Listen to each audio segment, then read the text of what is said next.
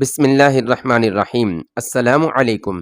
کسریٰ کے نام خالد رضی اللہ عنہ نے لکھوایا بسم اللہ الرحمن الرحیم۔ خالد بن ولید کی جانب سے شاہ فارس کے نام۔ میں شکر ادا کرتا ہوں اللہ کا جس نے تمہاری بادشاہی کو تہ و بالا کر ڈالا اور تمہاری عیاریوں کو کامیابی سے محروم رکھا ہے اور تم آپس میں ہی دست و گریبان ہو رہے ہو۔ اللہ اگر تمہیں مزید مہلت دیتا تو بھی گھاٹے میں تم ہی رہتے۔ اب تمہاری نجات کا ایک ہی راستہ ہے، مدینہ کی اطاعت قبول کر لو۔ اگر یہ منظور ہے تو میں شرائط طے کرنے کے لیے دوستوں کی طرح آؤں گا، پھر ہم تمہارے علاقے سے آگے نکل جائیں گے۔ اگر پس و پیش کرو گے تو تمہیں ایسی قوم کے آگے ہتھیار ڈالنے پڑیں گے جسے موت اتنی ہی عزیز ہے جتنا تم زندگی کو عزیز رکھتے ہو۔ خالد رضی اللہ عنہ نے مدائن کے حکام اور امراء کے نام لکھوایا بسم اللہ الرحمن الرحیم۔ خالد بن ولید کی جانب سے فارس کے امراء کے نام۔ تمہارے لیے بہتر صورت یہی ہے کہ اسلام قبول کر لو، ہم تمہاری سلامتی اور تحفظ کے ذمہ دار ہوں گے۔ اسلام قبول نہ کرو تو جزیہ ادا کرو، ورنہ سوچ لو کہ تمہارا سامنا ایک ایسی قوم سے ہے جو موت کی اتنی ہی شیدائی ہے جتنے فریفتہ تم شراب پر ہو۔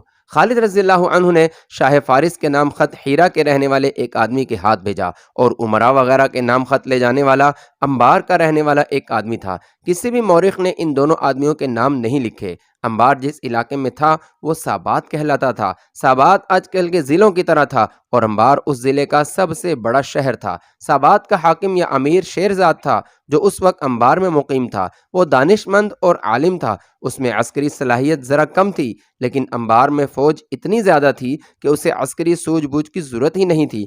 اپنی فوج کے علاوہ اس کے ساتھ عیسائیوں کی بے شمار نفری تھی۔ اتنی زیادہ فوج کے علاوہ انبار کی شہر پناہ بڑی مضبوط تھی اور دفاع کا یہ انتظام بھی تھا کہ شہر کے ارد گرد گہری خندق تھی جس میں پانی تھا۔ اس طرح انبار کو ناقابل تسخیر شہر بنا دیا گیا تھا۔ خالد رضی اللہ عنہ کے لیے تو یہ اس لیے بھی ناقابل تسخیر تھا کہ ان کی فوج کی کل نفری 9000 تھی۔ انبار کے جاسوسوں نے مسلمانوں کی فوج کو شہر کی طرف آتے دیکھا تو انہوں نے شیرزاد کو جا کر بتایا۔ پھر سارے شہر میں خبر پھیل گئی کہ مدینہ کی فوج آ رہی ہے۔ شیرزاد دوڑا گیا اور دیوار پر جا چڑھا۔ اسے جاسوسوں نے مدینہ کی فوج کی نفری 10,000 بتائی تھی۔ نہیں، یہ دھوکہ ہے۔ دیوار پر کھڑے شیرزاد نے مسلمانوں کی فوج کو دیکھ کر کہا، جنہوں نے ہماری اتنی زبردست فوج کو یکے بعد دیگرے 4 لڑائیوں میں شکست دی ہے، وہ اتنے احمق نہیں ہو سکتے کہ اتنے بڑے قلعے بند شہر پر حملہ کرنے کے لیے اتنی قلیل فوج لائیں۔ یہ ان کی فوج کا ہرول ہوگا۔ اگر ہرول نہیں تو اتنی ہی فوج پیچھے آ رہی ہوگی یا کسی اور سمت سے آ رہی ہوگی۔ شہر کے لوگوں میں افراتفری مچ گئی تھی۔ انہوں نے مسلمانوں کے بڑے دہشتناک قصے سن رکھے تھے۔ انہوں نے اپنی شکست خوردہ فوج کے زخمیوں کو اور میدان جنگ سے بھاگ کر آنے والوں کو دیکھا تھا، ان کا خوف و ہراس بھی دیکھا تھا۔ پسپائی میں اپنے آپ کو حق بجانب ظاہر کرنے کے لیے انہوں نے لوگوں کو جنگ کے ایسے واقعات سنائے تھے جیسے مسلمان جن یا بھوت ہوں۔ اب وہ مسلمان ان کے اتنے بڑے شہر کو محاصرے میں لینے آئے تھے۔ انہوں نے اپنے زیورات اور رقمیں اور اپنی جوان لڑکیاں چھپانی شروع کر دیں۔ شہر میں خوف و ہراس اور بھگدڑ زیادہ دیر تک نہ رہی، کیونکہ دیوار کے اوپر سے بلند آوازیں سنائی دینے لگی تھیں کہ مسلمانوں کی تعداد اتنی تھوڑی ہے کہ وہ ساری عمر شہر کی دیوار تک نہیں پہنچ سکیں گے۔ پھر دیوار کے اوپر قہقہے بلند ہونے لگے۔ مسلمانوں، آتش پرست مسلمانوں پر آواز کس رہے تھے، تمہیں موت یہاں لے آئی ہے، زندہ رہنا ہے تو مدینہ لوٹ جاؤ۔ شہر پناہ پر تیر اندازوں کا ہجوم کھڑا تھا۔ مسلمانوں نے شہر کو محاصرے میں لے لیا تھا اور خندق نے انہیں روک لیا۔ طبری اور یاقوت لکھتے ہیں کہ خندق دیوار کے اتنے قریب تھی کہ اس کے قریب آنے والے اوپر سے چھوڑے ہوئے تیروں کی زد میں آ جاتے تھے۔ ایسا نہ ہوتا تو بھی خندق کو پھلانگنا ممکن نہ تھا، یہ بہت چوڑی تھی۔ تیر انداز مسلمانوں پر ہنس رہے تھے اور وہ ہزاروں کی تعداد میں دیواروں پر یوں کھڑے تھے جیسے مسلمانوں کا تماشا دیکھ رہے ہوں۔ خدا کی قسم، خالد رضی اللہ عنہ نے بڑی بلند آواز سے کہا، یہ لوگ نہیں جانتے جنگ کیا ہے اور کس طرح لڑی جاتی ہے۔ مورخ لکھتے ہیں کہ انبار ہر لحاظ سے ناقابل تسخیر تھا، لیکن خالد رضی اللہ عنہ کے چہرے پر پریشانی کا ہلکا سا بھی تاثر نہیں تھا۔ وہ پرسکون تھے۔ رات کو انہوں نے اپنے خیمے میں اپنے سالاروں کو یقین دلایا کہ فتح انہی کی ہوگی، لیکن قربانی بہت دینی پڑے گی۔ انہیں صرف یہ بات فتح کی امید دلا رہی تھی کہ شہر کی دیوار اتنی اونچی نہیں جتنی قلعوں کی ہوا کرتی ہے۔ صبح طلوع ہوتے ہی خالد رضی اللہ عنہ گھوڑے پر سوار ہوئے اور شہر کے ارد گرد گھوڑا دوڑانے لگے۔ وہ دیوار اور خندق کا جائزہ لے رہے تھے۔ انہوں نے اپنے سالاروں سے کہا کہ انہیں 1000 ایسے تیر اندازوں کی ضرورت ہے جنہیں اپنے نشانے پر پورا اعتماد ہو اور جن کے بازوؤں میں اتنی طاقت ہو کہ کمانوں کو کھینچیں تو کمانیں دوہری ہو جائیں اور عام تیر اندازوں کی نسبت ان کے تیر بہت دور جائیں۔ جلدی، خالد رضی اللہ عنہ نے کہا، بہت جلدی، ہمیں شام تک اس شہر میں داخل ہونا ہے۔ تھوڑی سی دیر میں 1000 تیر انداز آ گئے۔ یہ چنے ہوئے تھے اور سب کے سب جوان اور بڑے مضبوط جسموں والے تھے۔ تم سب خندق تک اس طرح ٹہلتے ہوئے جاؤ کہ کمانیں تمہارے ہاتھوں میں لٹک رہی ہوں۔ خالد رضی اللہ عنہ نے کہا، ایسا لگے کہ تم ٹہلتے ٹہلتے خندق کے قریب چلے گئے ہو۔ جو ہی خندق کے قریب جاؤ، نہایت تیزی سے ترکشوں سے تیر نکالو، کمانوں میں ڈالو اور دیوار پر کھڑے دشمن کے تیر اندازوں کی آنکھوں کا نشانہ لے کر تیر چلاؤ، پیشتر اس کے کہ وہ جان سکے کہ یہ کیا ہو گیا ہے۔ ایک ایک، اس کے بعد پھر ایک ایک تیر چلاؤ۔ مورخ طبری کے مطابق خالد رضی اللہ عنہ نے حکم دیا تھا، صرف آنکھیں، صرف آنکھیں۔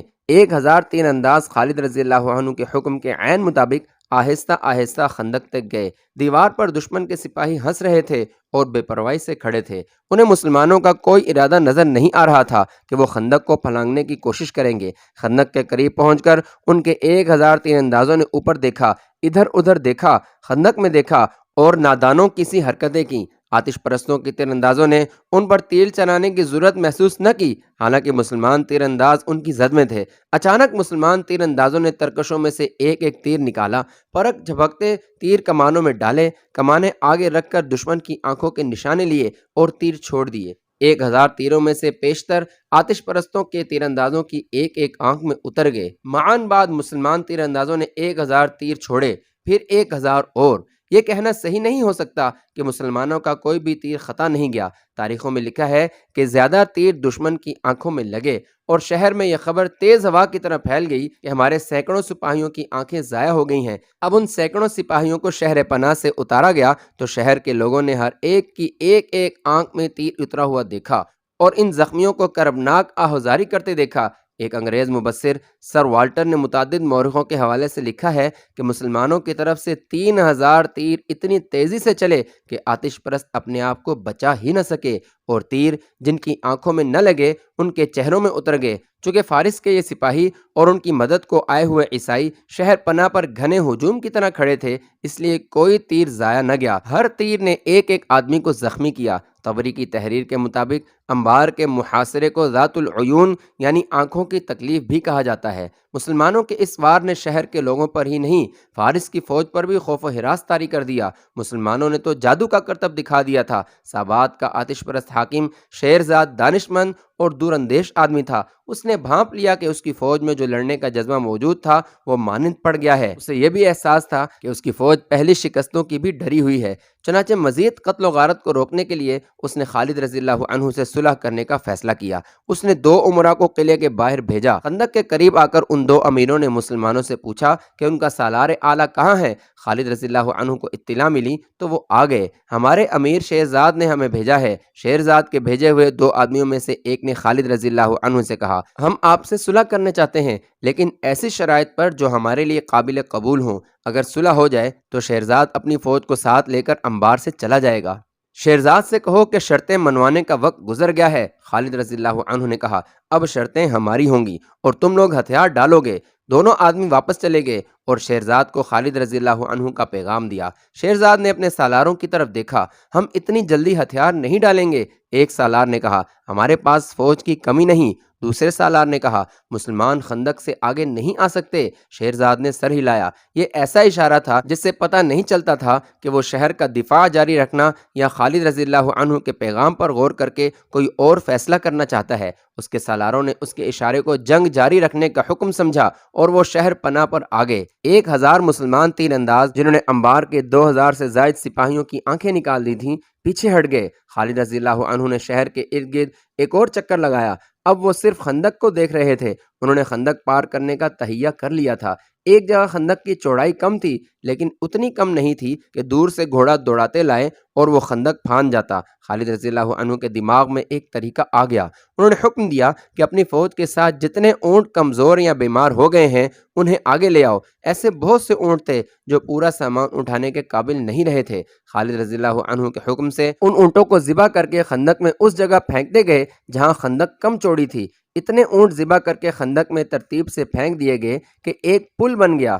اللہ نے تمہارے لیے گوشت اور ہڈیوں کا پل بنا دیا ہے۔ خالد رضی اللہ عنہ نے بلند آواز سے کہا، اب ہم خندق پار جا سکتے ہیں۔ اونٹوں کا یہ پل ہموار نہیں تھا، ان کے ڈھیر پر چلنا خطرناک تھا، پاؤں پھسلتے تھے لیکن گزرنا بڑی تیزی سے تھا۔ اشارہ ملتے ہی پیادہ مجاہدین کودتے پھلانگتے اس عجیب پل سے گزرنے لگے۔ چند ایک مجاہدین پھسلے اور گرے، وہ پانی میں نکل کر اونٹوں کی ٹانگیں گردنیں وغیرہ پکڑتے اوپر آ گئے۔ شہر پناہ سے دشمن کے تیر اندازوں نے تیروں کا میہ برسا دیا۔ ادھر آنکھیں پھوڑنے والے مسلمان تیر اندازوں نے بڑی تیزی اور مہارت سے تیر اندازی جاری رکھی۔ اب ان کی تعداد 1000 نہیں، خاصی زیادہ تھی۔ اونٹوں کے پل سے گزرنے والوں میں سے کئی مجاہدین تیروں سے زخمی ہو رہے تھے، لیکن وہ رکے ہوئے سیلاب کی طرح خندق سے پار جاتے اور پھیلتے رہے۔ مورخوں نے لکھا ہے کہ مسلمانوں کا یہ اقدام غیر معمولی طور پر دلیرانہ تھا۔ وہ زخمی تو ہوئے، شہید بھی ہوئے، لیکن انبار کی فوج پر اس اقدام کا جو اثر ہوا وہ اس کے سپاہیوں کے لڑنے کے جذبے کے لیے مہلک ثابت ہو رہا تھا۔ ان پر مسلمانوں کی دہشت پہلے ہی غالب تھی، اب انہوں نے مسلمانوں کا یہ عجیب طریقہ دیکھا کہ اپنے اونٹ ذبح کر کے پل بنا دیا اور تیروں کی بوچھاڑوں میں اس پل سے گزرنے لگے تو دیوار سے برسنے والے تیروں میں کمی آ گئی۔ دشمن کے تیر انداز زخمی ہو کر کم ہو رہے تھے اور ان میں بھگدڑ کی کیفیت پیدا ہو گئی تھی۔ خندق پھلانگنے والا صرف ایک دستہ تھا، اس دستے کا جوش و خروش اس وجہ سے بھی زیادہ تھا کہ خود خالد رضی اللہ عنہ ان کے ساتھ تھے اور سب سے پہلے مرے ہوئے اونٹوں پر سے گزرنے والے خالد تھے۔ تین ان کے دائیں بائیں سے گزر رہے تھے اور ان کے قدموں میں زمین سے لگ رہے تھے، مگر خالد یوں بے پرواہ تھے جیسے ان پر بارش کے قطرے گر رہے ہوں۔ اللہ اکبر کے نعروں کی گرج الگ تھی اور اس کی گرج میں اللہ کی رجت اور برکت تھی۔ شہر کے لوگوں کا یہ عالم تھا کہ بھاگتے دوڑتے پھر رہے تھے۔ شہر پناہ سے ان کے زخمی سپاہیوں کو اتارتے تھے تو لوگ ان کی گردنوں میں، چہروں میں اور سینوں میں ایک ایک، دو دو اور تین تین تیر اترے ہوئے دیکھتے تھے۔ زخمیوں کی تعداد بڑھتی جا رہی تھی اور شہر میں خوف و ہراس زیادہ ہوتا چلا جا رہا تھا۔ لوگوں نے چلانا شروع کر دیا، سمجھوتا کر لو، صلح کر لو، دروازے کھول دو۔ شیرزاد کے لیے صورتحال بڑی تکلیف دہ تھی۔ وہ دانش مند آدمی تھا، اس نے جب لوگوں کی آہ زاری سنی اور جب بچوں اور عورتوں کو خوف کی حالت میں پناہوں کی تلاش میں بھاگتے ہوئے دیکھا تو اسے احساس ہوا کہ یہ معصوم بے گناہ مارے جائیں گے۔ انہیں بچانے کا اس کے پاس ایک ہی ذریعہ تھا کہ ہتھیار ڈال دے۔ اس نے اپنے سالار اعلیٰ کو بلا کر کہا کہ وہ مزید خون خرابہ روکنا چاہتا ہے۔ نہیں، سالار اعلیٰ نے کہا، ابھی کوئی فیصلہ نہ کریں، مجھے ایک کوشش کر لینے دیں۔ شیرزاد خاموش رہا۔ سالار اعلیٰ شہر پناہ کے اوپر اپنی سپاہ کی کیفیت دیکھ رہا تھا جو بڑی تیزی سے مخدوش ہوتی چلی جا رہی تھی۔ اس نے یہ بھی دیکھ لیا تھا کہ مسلمان خندق عبور کر آئے ہیں۔ اس نے ایک جرأت مندانہ فیصلہ کیا۔ اس نے ایک دستہ چنے ہوئے سپاہیوں کا تیار کیا اور قلعے کے دروازے کھول کر اس دستے کو باہر لے آیا۔ اس دستے نے ان مسلمانوں پر حلہ بول دیا جو خندق عبور کر کے آئے تھے۔ خندق کے دوسرے کنارے کھڑے مسلمانوں نے دشمن کے اس دستے پر تیر چلانے شروع کر دیے۔ اس دستے کا مقابلہ مسلمانوں کے ایسے دستے کے ساتھ تھا جس کے قائد خالد رضی اللہ عنہ تھے۔ مسلمانوں کے تیروں کی بوچھاڑوں سے آتش پرستوں کے دستوں کی ترتیب اور یکسوئی ختم ہو گئی۔ خالد رضی اللہ عنہ نے اس دستے کو اس طرح لیا کہ اپنے دستے کو دیوار کی طرف رکھا تاکہ خندق کی طرف سے مسلمان تیر انداز دشمن پر تیر برساتے رہیں۔ خالد رضی اللہ عنہ اس دستے کو خندق کی طرف دھکیلنا چاہتے تھے۔ گھمسان کا معرکہ ہوا۔ آتش پرستوں کے کئی سپاہی خندق میں گرے اور باقیوں کے قدم اکھڑ گئے۔ اس دستے کے سالار نے اس ڈر سے دروازہ بند کرا دیا کہ مسلمان اندر آ جائیں گے۔ دروازہ بند ہوتے ہوتے دشمن کے اس دستے کے بچے کھچے سپاہی بھاگ کر اندر چلے گئے۔ خالد رضی اللہ عنہ شہر پناہ کا جائزہ لینے لگے۔ وہ مجاہدین کو اس دیوار پر چڑھانا چاہتے تھے جو آسان نظر نہیں آتا تھا۔ انہیں معلوم نہ تھا کہ دیوار کی دوسری طرف ایرانی فوج اور شہر کے لوگوں کی حالت کیا ہو چکی ہے۔ قلعے کا دروازہ ایک بار کھلا، اب دروازے میں صرف ایک آدمی نمودار ہوا۔ اس کے پیچھے دروازہ بند ہو گیا۔ اس نے ہاتھ اوپر کر کے بلند آواز سے کہا کہ وہ شہر کا ایلچی ہے اور صلح کی بات کرنے نکلا ہے۔ اس کے ساتھ ہی شہر پناہ سے تیر آنے بند ہو گئے۔ اے آگ کے پوجنے والے! جب اسے خالد رضی اللہ عنہ کے سامنے لے گئے تو خالد رضی اللہ عنہ نے اس سے پوچھا، اب تو کیا خبر لایا ہے؟ کیا زرتشت نے تم لوگوں سے نظریں پھیر نہیں لیں؟ کیا اب بھی تم لوگ اللہ کو نہیں مانو گے؟ اے اہل مدینہ، میں کسی اور سوال کا جواب نہیں دے سکتا۔ ایلچی نے کہا، میں حاکم سابات شیرزاد کا ایلچی ہوں۔ شیرزاد نے کہا ہے کہ تم لوگ اسے اور اہل فارس کو شہر سے چلے جانے کی اجازت دے دو تو شہر تمہارے حوالے کر دیا جائے گا۔ طبری اور واقدی لکھتے ہیں کہ خالد رضی اللہ عنہ یہ شرط بھی ماننے کے لیے تیار نہیں تھے۔ انہوں نے ایک بار پھر شہر کی دیوار کی بلندی دیکھی اور سوچا اس پر کس طرح چڑھا جا سکتا ہے، لیکن بہت مشکل تھا۔ حاکم سابات شیرزاد سے کہو کہ خالد بن ولید اس پر رحم کرتا ہے۔ خالد رضی اللہ عنہ نے کہا، اسے کہو کہ وہ فارس کے فوجیوں کو ساتھ لے کر شہر سے نکل جائے، لیکن وہ ان گھوڑوں کے سوا جن پر وہ سوار ہوں گے اپنے ساتھ کچھ نہیں لے جا سکیں گے، وہ اپنا سب مال و اموال پیچھے چھوڑ کر جائیں گے، وہ ہماری فوج کے سامنے سے گزریں گے، اگر اسے یہ شرط منظور نہ ہو تو اسے کہنا کہ تیار ہو جائے ایسی تباہی کے لیے جو اس نے پہلے کبھی نہیں دیکھی ہوگی۔ ایلچی واپس چلا گیا۔ خالد رضی اللہ عنہ نے شہر کے ارد گرد اپنا حکم پہنچا دیا کہ تیر اندازی روک لی جائے۔ کچھ دیر بعد شہر کا دروازہ ایک بار پھر کھلا۔ بہت سے سپاہی بڑی موٹی لکڑی کا 5-6 گز چوڑا اور بہت لمبا تختہ اٹھائے باہر نکلے۔ تختے کے ساتھ رسے بندھے ہوئے تھے۔ انہوں نے تختہ خندق کے کنارے پر کھڑا کیا اور رسے پکڑ لیے۔ پھر یہ رسہ آہستہ آہستہ خندق پر گرنے لگا اور اس کا اوپر والا سرا خندق کے باہر والے کنارے پر جا پڑا۔ یہ پل تھا جو شہرزاد اور اس کی فوج کے گزرنے کے لیے خندق پر ڈالا گیا تھا۔ سب سے پہلے جو گھوڑا باہر آیا اس کی سج دج بتاتی تھی کہ یہ شاہی استبل کا گھوڑا ہے۔ اس کا سوار بلا شک و شبہ حاکم سابات شہرزاد تھا۔ اس کے پیچھے اس کی بچی کچی فوج باہر نکلی۔ پیادے بھی تھے اور سوار بھی، ان میں زخمی بھی تھے جو اپنے ساتھیوں کے سہارے چل رہے تھے۔ وہ اپنے مرے ہوئے ساتھیوں کی لاشیں جہاں تھیں وہیں چھوڑ گئے تھے۔ یہ شکست خوردہ فوج ماتمی جلوس کی طرح جا رہی تھی اور مسلمان خاموشی سے اس جلوس کو دیکھ رہے تھے۔ کسی نے ان کا مذاق نہ اڑایا، پھپتی نہ کسی، فتح کا نعرہ تک نہ لگایا۔ خالد رضی اللہ عنہ گھوڑے پر سوار ایک طرف کھڑے دیکھ رہے تھے۔ وہ تھکے ہوئے نظر آتے تھے لیکن چہرے پر فتح کی رونق اور زبان پر اللہ کے شکرانے کے کلمات تھے۔ یہ جولائی 633 کا ایک دن تھا جب آخری سپاہی بھی نکل گیا تو خالد رضی اللہ عنہ مجاہدین کے آگے آگے شہر کے دروازے میں داخل ہوئے۔ آگے شہر کے امراء اور رؤساء دست بستہ کھڑے تھے۔ شہر کے لوگوں کا شور و غل سنائی دے رہا تھا۔ اس طرح کی آوازیں سنائی دے رہی تھیں، وہ آ گئے ہیں، مسلمان آ گئے ہیں، بھاگو، چھپ جاؤ۔ خالد رضی اللہ عنہ گھوڑے سے اترے۔ انبار کے امراء وغیرہ نے انہیں تحفے پیش کیے۔ شہر کے لوگ ہم سے ڈر کیوں رہے ہیں؟ خالد رضی اللہ عنہ نے امراء سے کہا، انہیں کہو کہ ان پر کوئی الزام نہیں، ہم نے اس شہر کو فتح کیا ہے، شہر کے لوگوں کو نہیں۔ انہیں کہو ہم امن اور دوستی لے کر آئے ہیں، ہم جزیہ ضرور لیں گے لیکن بلا وجہ کسی کی جان نہیں لیں گے، ہم کسی کی بیٹی پر اپنا حق نہیں جتائیں گے، کسی کے مال و دولت کو ہاتھ نہیں لگائیں گے، ہم صرف ان کے مال و اموال کو اپنے قبضے میں لیں گے جو ہم سے شکست کھا کر چلے گئے ہیں۔ جاؤ اپنے لوگوں کو ہماری طرف سے امن اور سکون کا پیغام دو۔ خالد رضی اللہ عنہ نے اپنی فوج کو ایک حکم تو یہ دیا کہ جو لوگ ان کے خلاف لڑ کر چلے گئے ہیں ان کے گھروں سے قیمتی سامان اٹھا کر ایک جگہ اکٹھا کر لیا جائے، اور دوسرا حکم یہ تھا کہ شہر میں گھوم پھر کر یہیں کے لوگوں کو دوستی اور امن کا تاثر دیا جائے، اور یہ بھی کہ لوٹ مار نہیں ہوگی۔ شہر پناہ پر گدھ اتر رہے تھے۔ وہاں آتش پرست سپاہیوں کی لاشیں پڑی تھیں، شدید زخمی بے ہوشی کی حالت میں ادھر ادھر پڑے ہوئے تھے۔ شہر کی فضا میں موت کی بو تھی۔ خالد رضی اللہ عنہ اس مکان میں گئے جس میں شہرزاد رہتا تھا۔ وہ تو محل تھا، دنیا کی کون سی آسائش و زیبائش تھی جو اس محل میں نہیں تھی۔ خالد رضی اللہ عنہ جو زمین پر سونے کے عادی تھے حیران ہو رہے تھے کہ ایک انسان نے اپنے آپ کو دوسرے سے برتر سمجھنے کے لیے کتنی دولت خرچ کی ہے۔ خالد رضی اللہ عنہ نے حکم دیا کہ بیش قیمت اشیاء کو مال غنیمت میں شامل کر لیا جائے اور خزانہ ڈھونڈا جائے۔ خزانہ ملتے دیر نہ لگی، اس میں سونے اور ہیرے جواہرات کے انبار لگے ہوئے تھے۔ ارد گرد کے قبیلوں کے سردار اطاعت قبول کرنے کے لیے خالد رضی اللہ عنہ کے پاس آنے لگے۔ خالد رضی اللہ عنہ نے جزیہ کی رقم مقرر کر کے اس کی وصولی کا حکم دیا۔ اس دوران جاسوس نے آ کر بتایا کہ فارس کی فوج عین التمر میں اکٹھی ہو گئی ہے اور اب مقابلہ بڑا سخت ہوگا۔ مدائن میں آتش پرست شہنشاہت کا محل اسی طرح کھڑا تھا جس طرح اپنے شہنشاہوں کی زندگی میں کھڑا رہتا تھا۔ یہ کسریٰ کا وہ محل تھا جسے جنگی طاقت کی علامت سمجھا جاتا تھا۔ اس کے باہر والے دروازے کے دائیں بائیں 2 ببر شیر بیٹھے رہتے تھے۔ یہ کسریٰ کی ہیبت اور دہشت کی علامت تھے، لیکن یہ گوشت پوش کے نہیں، پتھروں کے تراشے ہوئے مجسمے تھے۔ ان مجسموں اور محل کے درمیان ایک مینار کھڑا تھا جو اوپر سے گول اور مینار کی گولائی سے زیادہ بڑا تھا۔ اس جگہ الاؤ ہر وقت دہکتا رہتا تھا۔ جب یہ مینار تعمیر ہوا تھا اس کے اوپر پروہتوں نے آگ جلائی تھی۔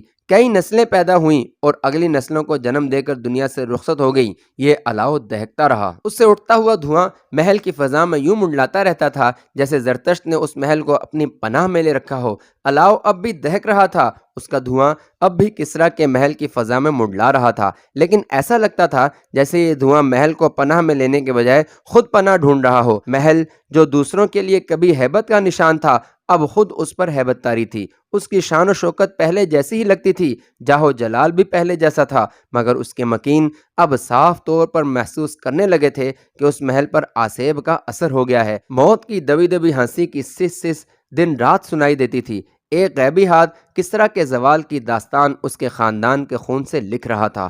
کہاں وہ وقت تھا اس تخت سے دوسروں کی موت کے پروانے جاری ہوتے تھے؟ کہاں یہ وقت کہ ارشیر کے مرنے کے بعد اس تخت پر جو بیٹھتا تھا وہ پراسرار طور پر قتل ہو جاتا تھا؟ 2-4 سالار تھے جو فارس کی لرزتی ہوئی ڈولتی ہوئی عمارت کو کچھ دیر اور تھامنے کی کوشش کر رہے تھے۔ ایران کے نوخیز حسینائیں اب بھی اس محل میں موجود تھیں، مگر رقص کی ادائیں نہیں تھیں۔ ساز خاموش تھے، نغمے چپ تھے، شراب کی بو پہلے کی طرح موجود تھی، مگر اس میں خون کی بو شامل ہو گئی تھی۔ پہلے یہاں عیش و عشرت کے لیے شراب پی جاتی تھی، اب اپنے آپ کو فریب دینے کے لیے اور تلخ حقائق سے فرار کی خاطر جام پر جام چڑھائے جا رہے تھے۔ اب مدائن کا محل تخت و تاج کے حصول کا میدان جنگ بن گیا تھا۔ در پردہ جوڑ توڑ ہو رہے تھے۔ اسی محل سے خالد رضی اللہ عنہ اور ان کی سپاہ پر طنز کے تیر چلتے تھے کہ عرب کے بدوؤں اور لٹیروں کو فارس کی شہنشاہی میں قدم رکھنے کی جرت کیسے ہوئی؟ وہ کبھی نہ واپس جانے کے لیے آئے ہیں، انہیں موت یہاں لائی ہے، مگر اب فارسیوں کو خود اپنی شہنشاہی میں قدم جمائے رکھنے کی جرت نہیں ہو رہی تھی۔ دوسروں پر دہشت طاری رکھنے والے تخت و تاج پر خالد رضی اللہ عنہ اور مدینہ کے مجاہدین کی دہشت طاری ہو گئی تھی۔ مدائن میں اب شکست اور پسپائی کی سوا اور کوئی خبر نہیں آتی تھی۔ جولائی 633 عیسوی کے ایک روز مدائن میں آتش پرستوں کو اپنی ایک اور شکست کی خبر ملی۔ خبر لانے والا کوئی قاصد نہیں بلکہ حاکم سابات شیرزاد تھا اور اس کے ساتھ اس کی شکست خوردہ فوج کی بے شمار سپاہی تھے۔ ان کا استقبال کسرا کے نامور سالار بہمن جازویہ نے کیا۔ ان کی حالت دیکھ کر ہی وہ جان گیا کہ وہ بہت بری شکست کھا کر آئے ہیں۔ شیرزاد، بہمن جازویہ نے کہا، تمہارے پاس ہتھیار بھی نہیں، میں تم سے کیا پوچھوں؟ تمہیں پوچھنا بھی نہیں چاہیے، شیرزاد نے تھکی ہاری آواز میں کہا۔ تم بھی تو ان سے لڑے تھے، کیا تم پسپا نہیں ہوئے تھے؟ کیا تم قلعہ بند نہیں تھے؟ بہمن جازویہ نے کہا، قلعے کے ارد گرد خندق تھی، مسلمان اڑ تو نہیں سکتے تھے، اتنی چوڑی خندق انہوں نے عبور کیسے کی؟ شیرزاد نے اسے تفصیل سے بتایا کہ مسلمانوں نے اسے کس طرح شکست دی ہے۔ میرے سالار نااہل اور بزدل نکلے، شیرزاد نے کہا، اور مجھ سے یہ غلطی ہوئی کہ میں نے عیسائیوں پر بھروسہ کیا۔ مجھے بتایا گیا تھا کہ یہ زبردست لڑاکے ہیں، لیکن انہیں معلوم ہی نہیں کہ لڑائی کیا ہوتی ہے۔ تم شاید یہ نہیں دیکھ رہے کہ تم پسپا ہو کر مسلمانوں کو اپنے پیچھے لا رہے ہو، بہمن جازویہ نے کہا، اور تمہیں یہ نہیں معلوم کہ مدائن میں کیا ہو رہا ہے؟ شاہی خاندان تخت کی وراثت پر آپس میں لہو لہان ہو رہا ہے۔ فارس کی آبرو کے محافظ ہم 4 سالار رہ گئے ہیں، اور جب تخت سالاروں کی تحویل میں آ جائے گا تو وہ شاہی خاندان کی طرح ایک دوسرے کے دشمن ہو جائیں گے، شیرزاد نے کہا، اور رازداری کے لہجے میں کہنے لگا، کیا تم ابھی تک محسوس نہیں کر سکے کہ فارس کی شہنشاہی کا زوال شروع ہو چکا ہے؟ کیا ہمارا سورج ڈوب نہیں رہا؟ شیرزاد، بہمن جازویہ نے کہا، اس حلف کو نہ بھولو جو ہم نے زرتش کے نام پر اٹھایا تھا کہ ہم فارس کو دشمن سے بچانے کے لیے اپنی جانیں قربان کر دیں گے۔ تم نے غلطی کی ہے جو یہاں چلے آئے ہو۔ کہاں جاتا؟ عین التمر، بہمن جازویہ نے کہا، عین التمر ابھی محفوظ ہے، بلکہ یہ ہمارا ایک محفوظ اڈا ہے۔ قلعہ دار مہران بن مہران لڑنا اور لڑانا جانتا ہے۔ اطلاع ملی ہے کہ اس نے چند ایک بدوی قبیلوں کو بھی عین التمر میں اکٹھا کر لیا ہے۔ اگر مسلمانوں نے ادھر رخ کیا تو ایسے ہی ہوگا جیسے وہ پہاڑ سے ٹکرائے ہوں۔ ان میں پسپا ہونے کی بھی ہمت نہیں ہوگی، وہ مسلسل لڑتے آ رہے ہیں۔ وہ جنات تو نہیں، آخر انسان ہیں، ان میں پہلے والا دم خم نہیں رہا، لیکن میں نے انہیں تازہ دم پایا ہے، شیرزاد نے کہا۔ میں نے ان میں تھکن اور کم ہمتی کے کوئی آثار نہیں دیکھے، اور بہمن، مجھے شک ہوتا ہے جیسے وہ نشے میں بدمست تھے۔ ایسے بے جگری سے وہی لڑ سکتا ہے جس نے کوئی نشہ پی رکھا ہو۔ میں یہ نہیں کہوں گا کہ ان کا عقیدہ صحیح ہے، بہمن جازویہ نے کہا، لیکن میں یہ ضرور کہوں گا کہ ان پر اپنے عقیدے کا نشہ طاری ہے۔ ہم اپنی سپاہ میں یہ ذہنی کیفیت پیدا نہیں کر سکتے۔